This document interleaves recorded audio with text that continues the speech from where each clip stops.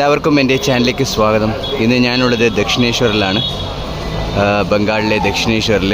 അവിടുത്തെ കാളി ക്ഷേത്രമാണിത്. ശ്രീരാമകൃഷ്ണ പരമഹംസർ എപ്പോഴും ഇവിടെ സന്ദർശിക്കാറുണ്ടായിരുന്നു കാളി മന്ദിരം.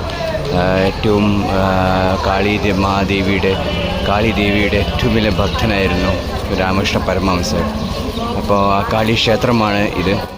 ഇതിൻ്റെ കാഴ്ചകളിലേക്ക് പോവാം, ഇതിലൂടെയിലേക്ക് പ്രവേശിക്കാം. ഇതാണ് ശ്രീരാമകൃഷ്ണ പരമഹംസർ. എന്ത് വലിയ ഫോട്ടോ ആണ് എഴുതിയത്.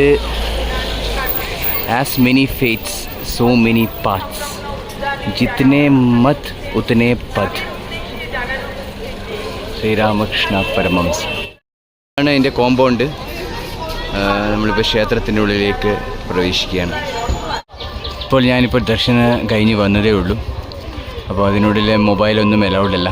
പക്ഷെ അതിൻ്റെ ഒരു ആത്മീയത അതൊരു ഭയങ്കരം തന്നെയാണ്. ആ കാളി മാതയുടെ ദർശനം അതൊരു നമ്മുടെ ജന്മം പുണ്യമായി മാറി. കാരണം അത്രയും ശക്തിയുള്ള ഒരു ദേവിയാണ് കാളി. ദക്ഷിണേശ്വര ക്ഷേത്രം നിങ്ങൾക്ക് എല്ലാവർക്കും അറിയാം. ശ്രീരാമകൃഷ്ണ പരമഹംസർ ഇവിടെയാണ് കാളിമാതയെ പൂജിച്ചതും ഇവിടെയാണ് താമസിച്ചതും. ആ ഒരു ഒരു പുണ്യസ്ഥലമാണിത്. അപ്പോൾ ആ രാമകൃഷ്ണ പരമഹംസർ സന്ദർശിച്ച വഴിയിലൂടെയൊക്കെ എനിക്ക് നടക്കാൻ പറ്റി. ശ്രീരാമകൃഷ്ണ പരമഹംസർ താമസിച്ച വീടും റൂം, ആ ഒരു അമ്പലം, അതൊക്കെ എനിക്ക് കാണാൻ പറ്റി. ഒരുപാട് ശിവലിംഗമുണ്ട്, അതിൻ്റെയൊക്കെ ദർശനം നടത്താൻ പറ്റി.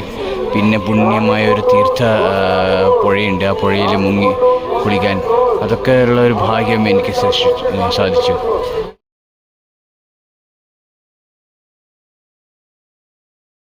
ഈ കാളി ക്ഷേത്രത്തിൻ്റെ ദർശനമാണ്.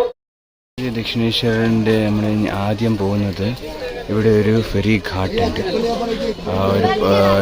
ആ ബോട്ട് വഴി നമ്മൾ വേലൂർ മട്ട് പോകും. 3 വഴിക്കുള്ള കാഴ്ചകളാണ്. കാളി ക്ഷേത്രത്തിനായതുകൊണ്ട് അതിൻ്റെ വിഗ്രഹങ്ങളും പൂജാതി കാര്യങ്ങളൊക്കെയാണ്. കാരണം മാങ്ങ ഉണ്ട്, അല്ല പേരക്ക.